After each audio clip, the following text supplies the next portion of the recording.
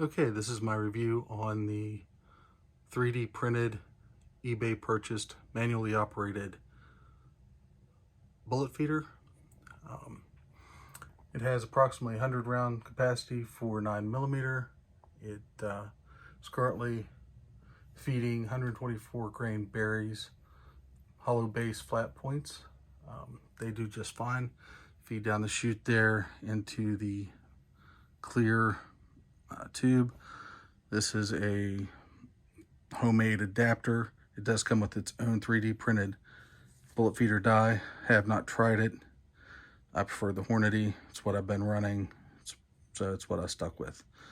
Do have a Hornady powder thrower mounted to the Dillon 650 here. It works just fine. I use a Lee case collator to feed the cases. That's a little bit more about the press. I have it set up with some eBay mods. Here's the on-off primer feeder and on-off case feeder. They work quite nicely. But back to the bullet feeder here. Pardon the noise. I'll run it for you here a little bit. Again, it's hand cranked, so here we go.